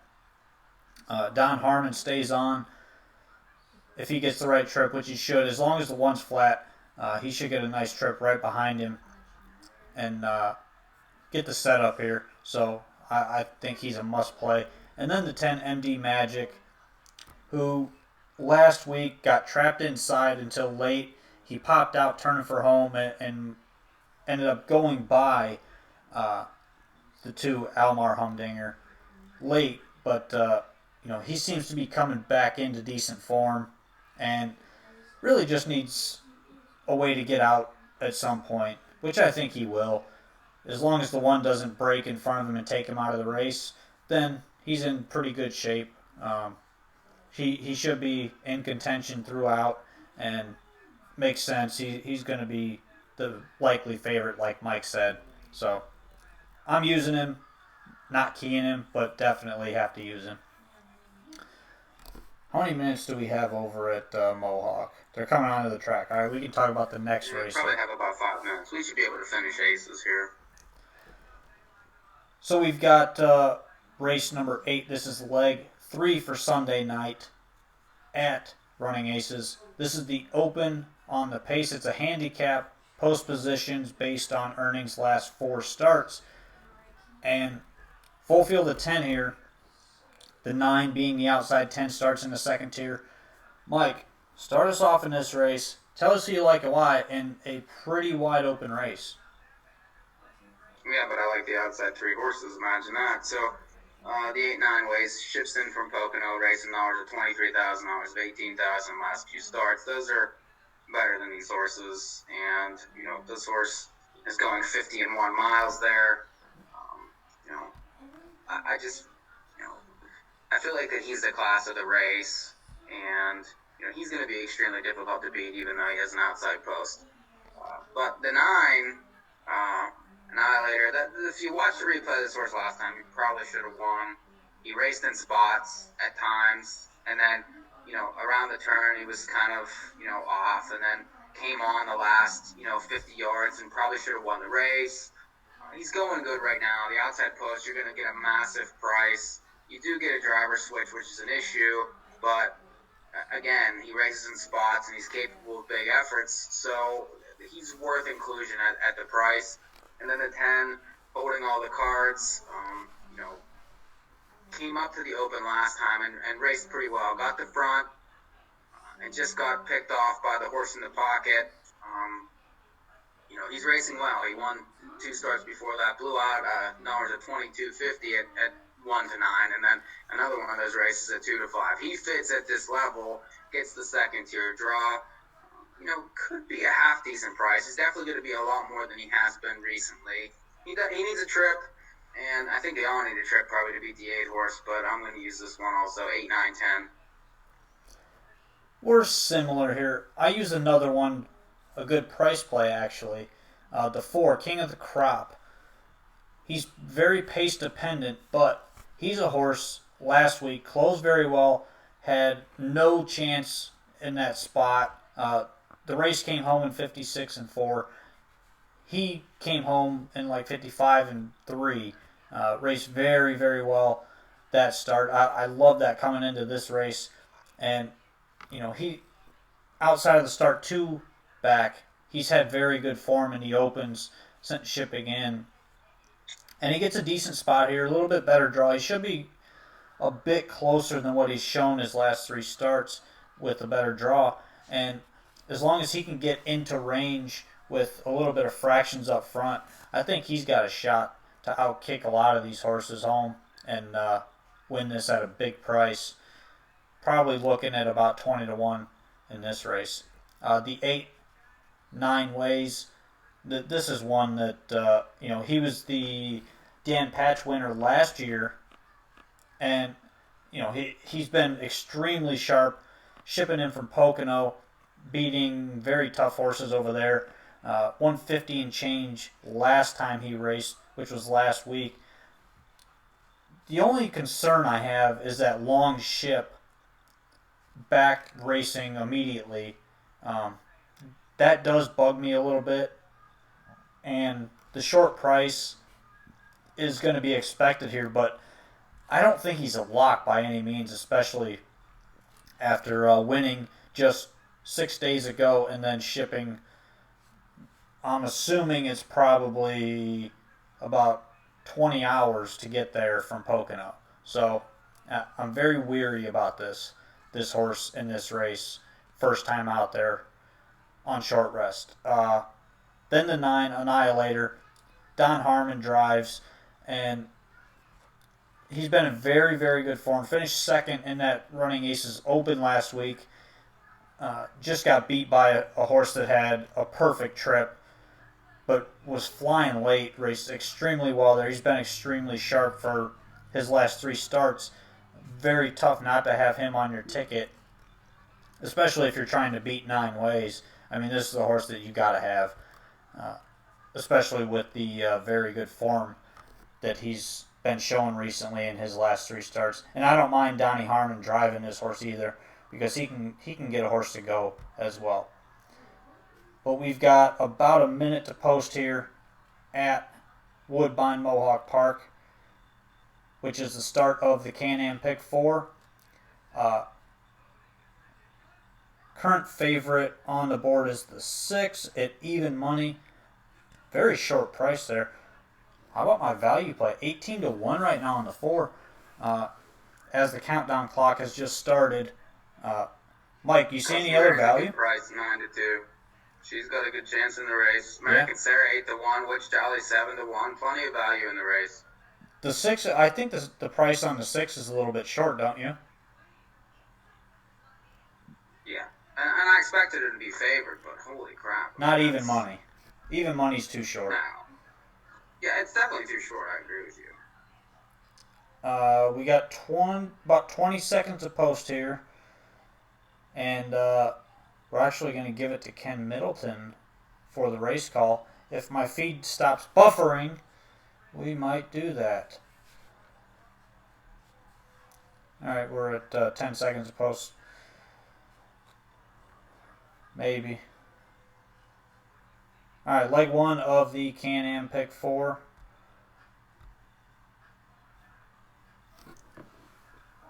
Here we go.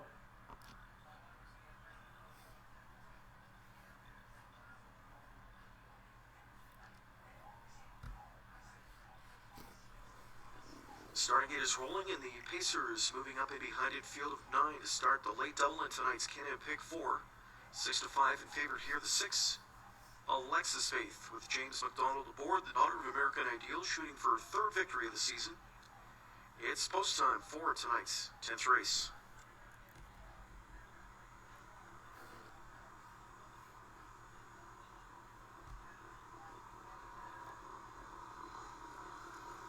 Tenth race field picks up speed. Here they come. They're off and pacing, and Alexis Faith is darting out of there. She'll be one of the quickest levers off the gate. To her outside, Win Sun Glory, up to grab the top. In behind them from in 3rd is Cousin Mary now. Far outside to Witch Dolly, 4th. 5th inside to Just Her Luck, and traveling 6th is Mock and Hope. Further back into 7th as they race into that first turn. That is American Sarah. Final 3, final 2 in the group now are Shower Play Blackjack Pat. 26-4 opens it up, and it's Win Sun Glory under attack from Cousin Mary. Alexis Faith is lurking back in 3rd. She's already up and on the move here from McDonald, so Cousin Mary darts to the lead, and she's under attack right now from Alexis Faith. Back into 3rd to Win Sun Glory. 4th just off the speed is Just Her Luck. It's Witch Dolly. 5th now. 6th Overland. Here drives up American Sarah. Filion just sits out and waits for cover as McNair is on the move with Witch Dolly first over. Half and 55 flat. So Alexis Faith shot to the front. She'll lead them into the final turn. Cousin Mary occupies the pocket position out of 3rd. Win Sun Glory coming first over now with a rush for Henry. Grabbing that cover, Witch Dolly into 4th now. 5th inside to Just Her Luck. 6th and up on the move comes American Sarah from the backfield. Then it's Shower Play underway. Mock and Hope at the inside. Trailing outside Blackjack Pat. They race to 3/4 chasing Alexis Faith. Alexis Faith under pressure from Win Sun Glory. Cousin Mary's in the pocket spot. Witch Dolly on cover 3rd. Rolling from the backfield American Sarah 3/4 in 1:23 and 3. And on the outside, Win Sun Glory coming after Alexis Faith. Win Sun Glory grabs the top here for Henry now. Alexis Faith back in 2nd, Cousin Mary, then Witch Dolly, wailed wide American second, Sarah Showerplay is storming home late, but here's Winsun Glory. She goes a big trip to score at 7-1, giving Henry another winner. Wichita lead was second best, the mile 150-3. How does that horse go 50-3 first over? I don't know. I kind of thought she might have a chance in the race, but I liked others more, and I don't know. That missed time, 3 weeks off, stuff like that just bothers me. But everything of Bud's is running off the freaking screen, and that's the problem right now. Like, he won a couple last night.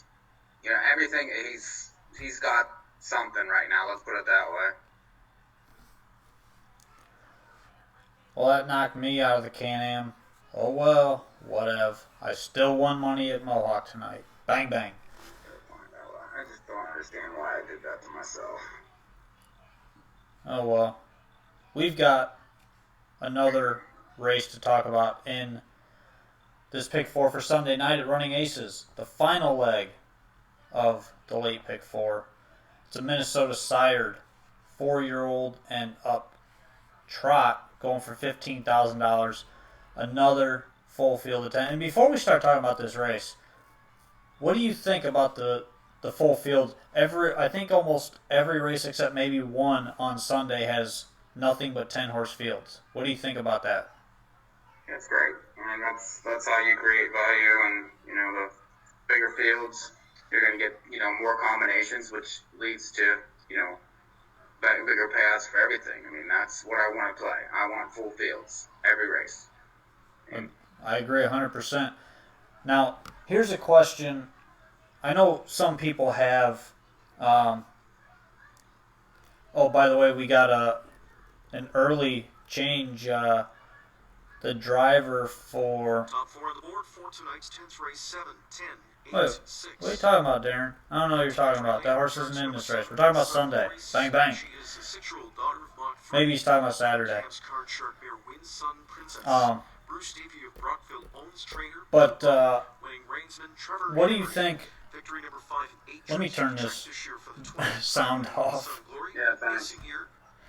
What do you think about the second tier for the 10-horse as a gambler? Well, it doesn't necessarily bother me.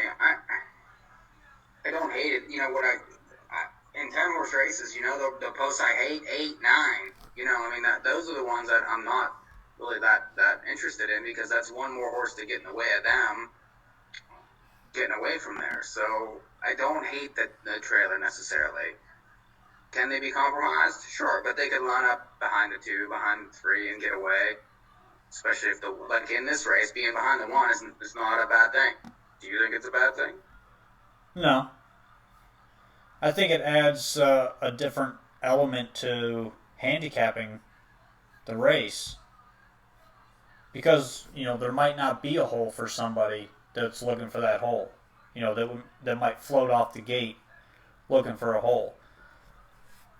So it adds a different element to it, which I like. I have no problem with horses in the second tier, especially ones that have enough early speed to make it interesting, like the 10 switcheroo does in this race.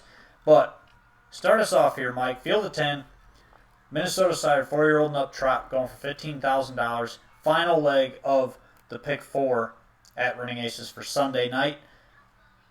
Who do you like? I think it's as simple as the 1. There's no Banker Rolo in here. There's no Silver Load in here. There's no Winning Lyric in here. And he's been stuck against those upper level ones. Now gets Minnesota sired, and an inside post. He's been racing extremely well at that upper level. 2-back was very good, losing to Banker Rolo. He's just the best horse in the race. He draws well.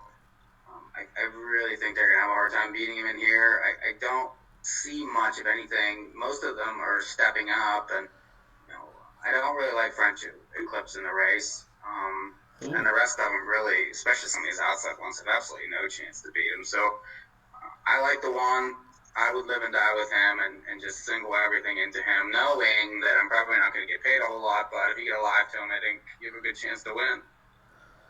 I agree, you've got a good chance to win, but I'm not going to single. I'm too deep here. with the one bring over the money, the horse is incredibly obvious from the inside. The horse has early speed, and he's been pretty good recently. So I can't fault the horse, especially on a slight class drop from that Running Aces Open trot last time against Banker Volo. He's faced Banker Volo his last 2 starts, 3 of his last 4. I mean, the horse plays, and I actually liked him last week against that field as well underneath. He was a little bit flat, but that's to be expected against those, especially going for 20 Gs. From the rail, it's hard not to have this horse on your ticket. So, I'm not going to say anything else about him. He's going to be the big chalk here. But I'm going to try to beat him with the 7 French Eclipse. This is one that can put in a really, really big effort, actually bring over the money last week in that Running Aces Open. Does lose that inside draw this week with post 7.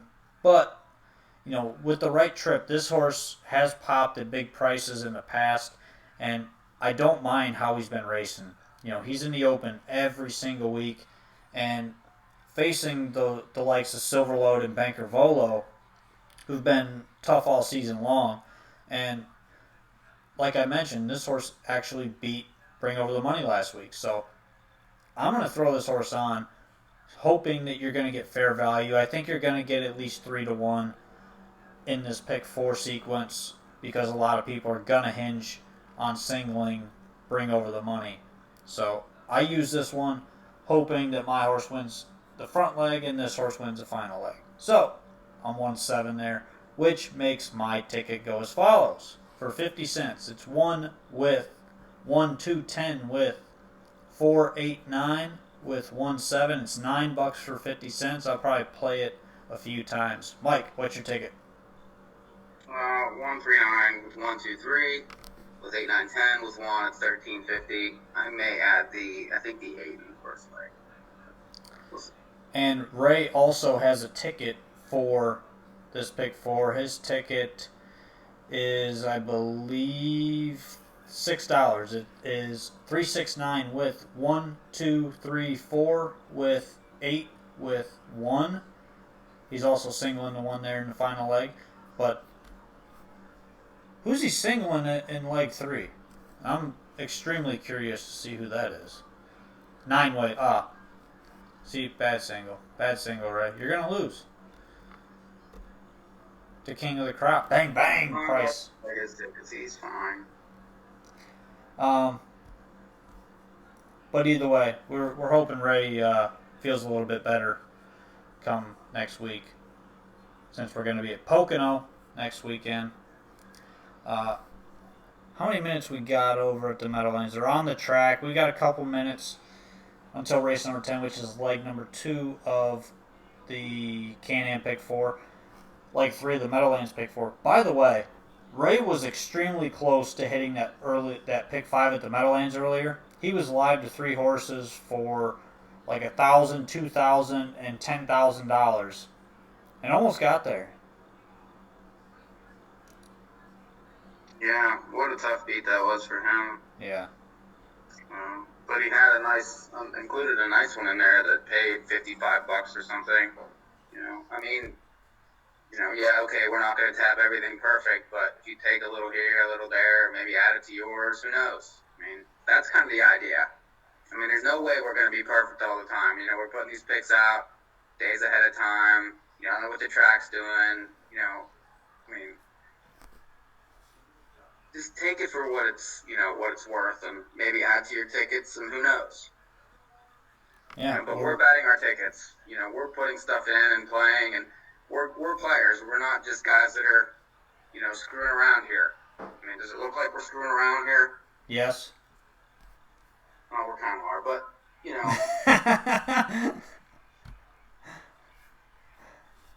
When are we not screwing around? It's useful. We used to screw around a lot more before you came. Ray used to play the harmonica for half an hour, do 50-minute monologues, ends with a piano every week. I mean, there was just mats all the time. Now we don't have time for any of that crap. Well, the countdown clock at the Meadowlands just expired, so we've got about 2 minutes to post. They're approaching the gate, but they're just getting off the backstretch, so... this is race number 10 at the Meadowlands. Leg number 2 of the Can-Am Pick 4. Hopefully you're still alive. 7-1 shot wins leg 1. Here's leg number 2. Ken Workington has the call. Dream judges. Field of 6 lining up for race 10. And 6-5 on the 2, J.L. Cruz. At 5-2, the 6, Pappy Go-Go. At 3-1, the 7, Yes Mickey. Second leg of the Can-Am Pick 4. Race 10, Trotters on gate. Here they come.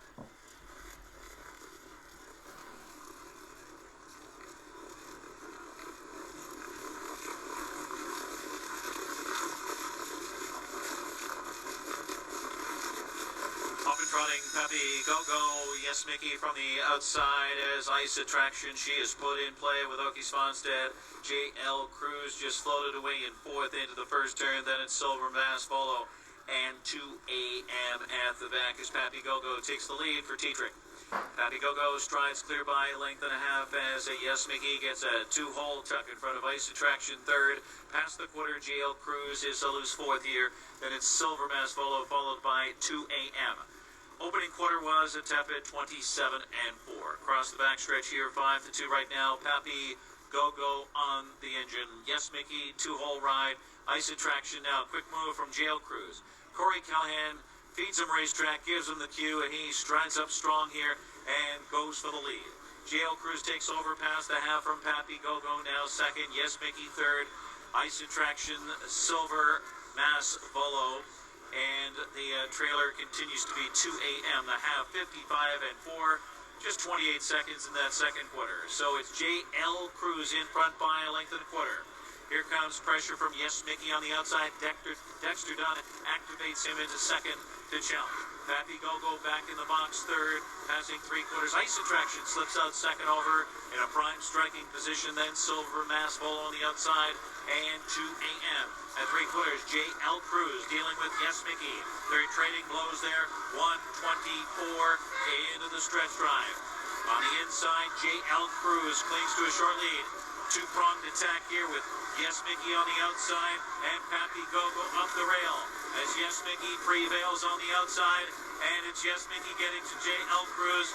Pappy Go-Go from the inside. Yes Mickey, yes sir, Yes Mickey, and Dexter Dunn.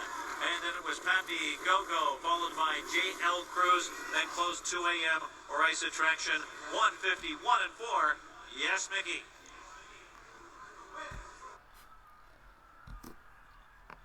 So Yes Mickey wins leg number 2 with Dexter Dunn. I like, based on the fact that Dexter Dunn was jumping back on. He almost ran halfway down the stretch. Yeah, he was good there. He almost lost him halfway down the lane. I know. But he kept him flat and prevailed.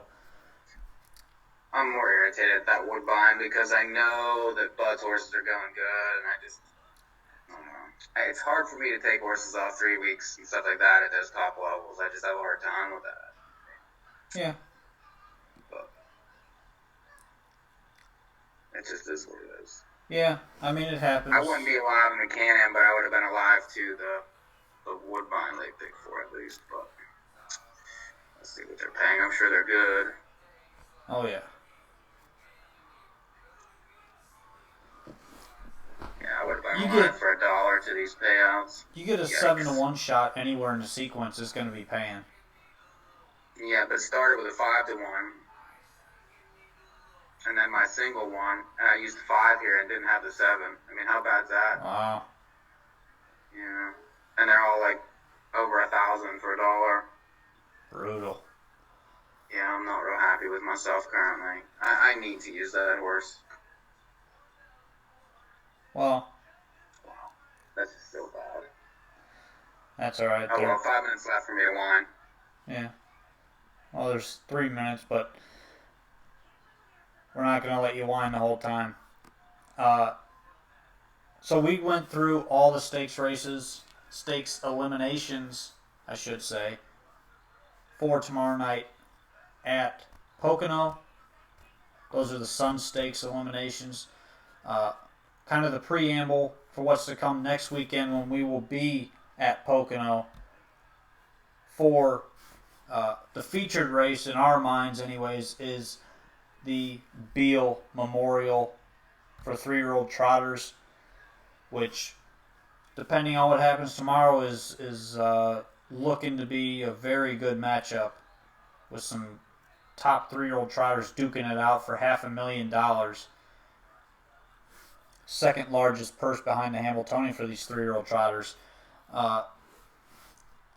Outside of that, we talked about the Can-Am, which we got knocked out of. I did have Yes Mickey on my ticket, but lost to that horse in the front leg.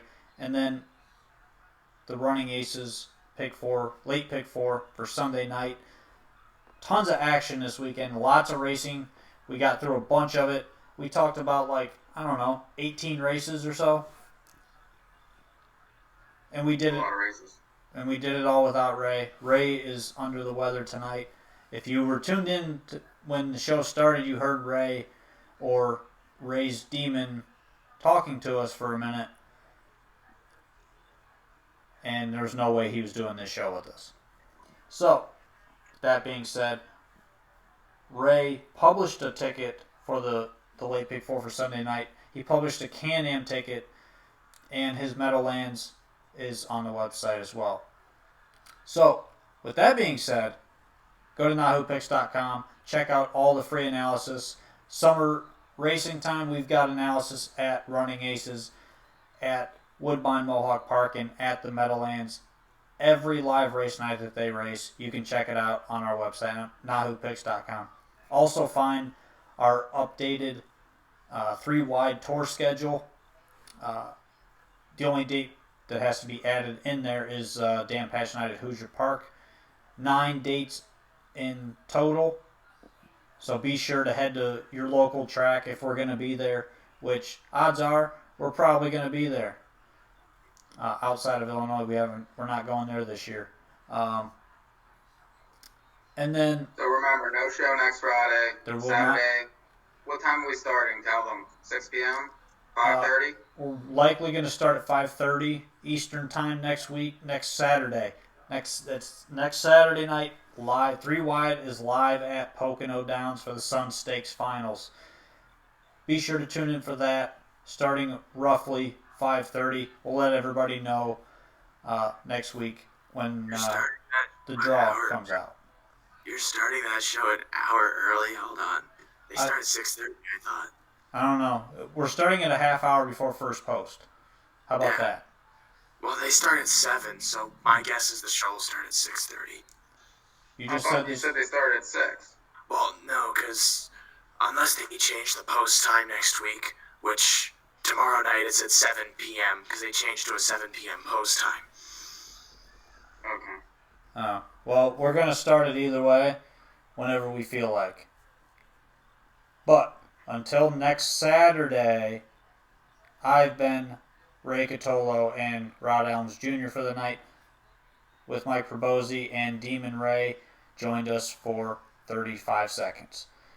We will see you all next week with the first 2019 edition of 3 Wide.